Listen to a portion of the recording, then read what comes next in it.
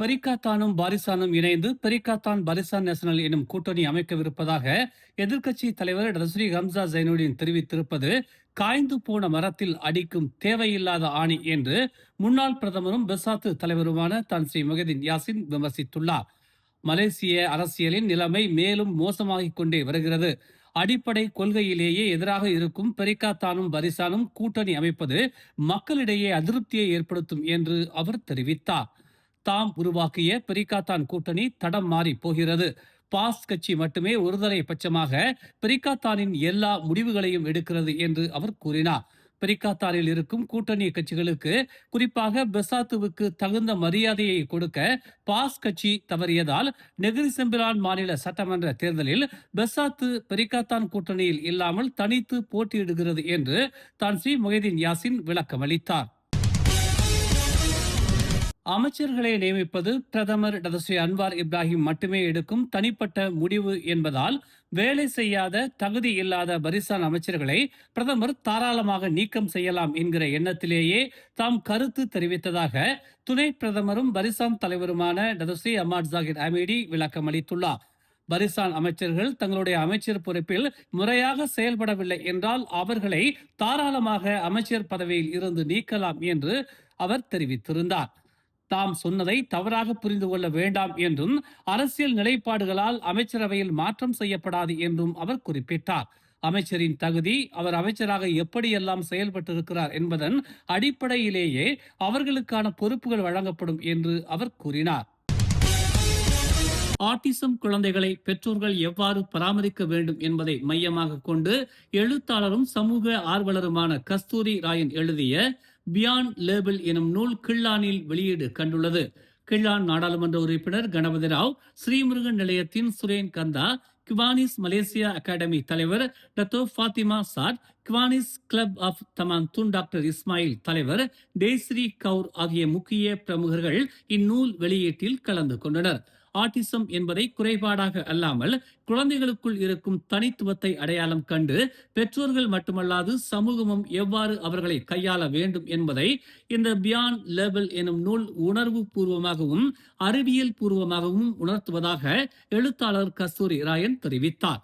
இந்த நூல் வணிக நோக்கத்துக்காக அல்லாமல் இந்த நூலின் மூலமாக பெறப்படும் ஒவ்வொரு ரிங்கிட்டும் ஆட்டிசம் பாதிக்கப்பட்ட குழந்தைகளின் வாழ்வுக்காக மட்டுமே பயன்படுத்தப்படும் என்று அவர் உறுதியளித்தார்.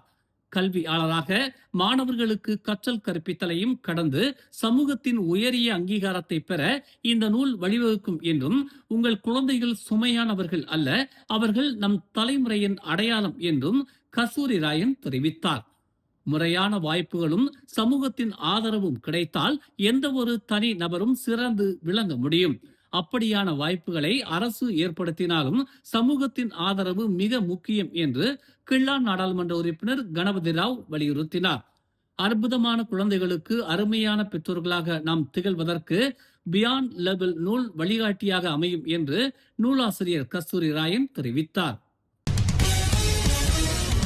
மோட்டார் சைக்கிளில் குழந்தையையும் பின்னால் ஒரு பெண்ணையையும் அமர்த்தியபடி மோட்டார் சைக்கிளில் அபாயகரமான சாகசம் செய்த மோட்டார் சைக்கிளோட்டியை காவல்துறை கைது செய்துள்ளது. நேற்று முதல் இது தொடர்பான காணொளி சமூக வலைதளங்களில் பரவிய நிலையில் இன்று நண்பகல் 12:41 மணிக்கு மோட்டார் சைக்கிளோட்டி கைது செய்யப்பட்டதாக கோத்தாஸ்டார் மாவட்ட காவல்துறை தலைவர் ஜெயித் பஸ்ரி ஜெயித் அலி தெரிவித்தார். கடந்த சனிக்கிழமை அதிகாலை 12:30 மணிக்கு 25 வயது சம்பந்தப்பட்ட மோட்டார் சைக்கிள் ஓட்டி தனது மனைவியையும் 4 வயது பெண் குழந்தையையும் மோட்டார் சைக்கிளில் ஏற்றிக்கொண்டு மேடான் பண்டார் ரத்தாரான் சாலையில் சென்று கொண்டிருக்கும் போது மோட்டார் சைக்கிளின் முன் சக்கரத்தை தூக்கி சாகசம் செய்ததாக முதற்கட்ட விசாரணையில் தெரிய வந்துள்ளது. கைது செய்யப்பட்ட 25 வயது மோட்டார் சைக்கிள் ஓட்டி உள்ளூர் ஆடவர் என்றும் மேல் அதிக விசாரணைக்காக தடுத்து வைக்கப்பட்டிருப்பதாகவும் சையத் பஸ்ரி சையத் அலி தெரிவித்தார். உலகக்கோப்பை கால்பந்து சூதாட்டத்தில் ஈடுபட்டதாக நம்பப்படும் 161 பேரை காவல்துறை கைது செய்திருப்பதாக தேசிய குற்றப்புலனாய்வுத்துறை இயக்குனர் டத்தோ எம் குமார் இன்று தெரிவித்தார். கோலாலம்பூர், ஸ்லாங்கூர் பகுதிகளில் உள்ள 19 வணிக வளாகங்களில் மேற்கொள்ளப்பட்ட சோதனையில் 19 முதல் 62 வயதுக்கு உட்பட்ட 161 பேர் கைது செய்யப்பட்டிருப்பதாக டத்தோ எம் குமார் கூறினார். கைது செய்யப்பட்டவர்களில் 106 ஆண்கள், 55 பெண்கள் என்றும் அவர்களில் 6 பேர் வெளிநாட்டினர் என்றும் டத்தோ எம் குமார் கூறினார். இந்த சூதாட்டத்தை நடத்தியதாக நம்பப்படும் 5 நிறுவனங்களின் உரிமையாளர்களையும் கைது செய்துள்ளதாக அவர் கூறினார். சோதனையில் 182 கணினிகள், 137 மடிக்கணினிகள், 152 கைபேசிகள், வங்கி அட்டைகள் என சுமார் 27 மில்லியன் ரிங்கிட் மதிப்பிலான பொருட்களை காவல்துறை பறிமுதல் செய்திருப்பதாக டத்தோ எம் குமார் தெரிவித்தார்.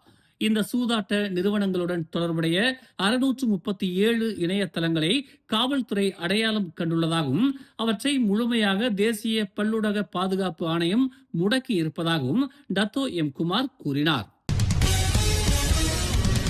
சட்டவிரோதமாக இணைய சூதாட்டத்தை நடத்தி வந்ததாகவும் போதைப் பொருட்களை கடத்தியதாகவும் நம்பப்பட்ட ஒரு கும்பலுக்கு எதிரான சோதனை நடவடிக்கையில் 5 உள்ளூர்வாசிகளுடன் 36 பேர் கைது செய்யப்பட்டுள்ளதாக பினாங்கு காவல்துறை தலைவர் டத்தோ டென்னிஸ் லிம் தெரிவித்துள்ளார். பினாங்கு முழுவதும் உள்ள 31 தளங்களில் மேற்கொள்ளப்பட்ட சோதனை நடவடிக்கைகளின் மூலம் 27 முதல் 41 வயதுடைய 36 பேரும் பல்வேறு குற்ற பின்னணிகளை கொண்டவர்கள் என முதற்கட்ட விசாரணையில் தெரிய வந்துள்ளது. அவர்களிடமிருந்து உயர்தர கணினிகள், வெளிநாட்டு தொடர்புள்ள கை தொலைபேசிகளுடன் 3 கிலோ எடையிலான MDMA போதைப் பொருட்கள் பறிமுதல் செய்யப்பட்டுள்ளது. கைது செய்யப்பட்டவர்களில் 37 வயது மலேசிய நபர் கத்தமின் போதைப்பொருள் பயன்படுத்தி இருப்பது உறுதி செய்யப்பட்டிருப்பதாகவும் டத்தோ டென்னிஸ் லிம் தெரிவித்தார்.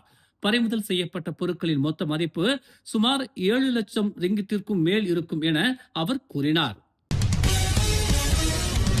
2027 ஆண்டுக்கான வரவு செலவு திட்டத்தை அக்டோபர் மாதம் தொடக்கத்தில் நாடாளுமன்றத்தில் தாக்கல் செய்ய அரசாங்கம் திட்டமிட்டுள்ளது என்று பிரதமர் டதஸ்ரீ அன்வார் இப்ராஹிம் தெரிவித்துள்ளார். தற்போது அதன் வரைவை தயாரித்து வருவதாக அவர் இன்று கோலாலம்பூர் உலக வர்த்தக மையத்தில் நடைபெற்ற மனிதாபிமான பொருளாதாரம் உலகளாவிய கலந்துரையாடல் 2026 நிகழ்ச்சிக்கு பிறகு செய்தியாளர்கள் மத்தியில் தெரிவித்தார். கடந்த ஆண்டு தாக்கல் செய்யப்பட்ட 2026 ஆண்டுக்கான வரவு செலவு திட்டம் 470 பில்லியன் ரிங்கிட் மதிப்பிலான மலேசியாவின் வரலாற்றிலேயே மிகப்பெரிய தேசிய வரவு செலவு திட்டமாக அமைந்தது குறிப்பிடத்தக்கது. மேலும் செய்திகளை தெரிந்து கொள்ள தமிழ் மலர் இணையதளம், தமிழ் மலர் செயலி மற்றும் மலர் டிவி யூடியூப் சேனலை வலம் வாருங்கள். எங்களோடு இணைந்திருக்க மலர் டிவியை பதிவு செய்து கொள்ளுங்கள். உறவுகள் மகிழ்ந்திட விருப்பம் மற்றும் பகிர்வு சேவையை சொடுக்கிடுங்கள்.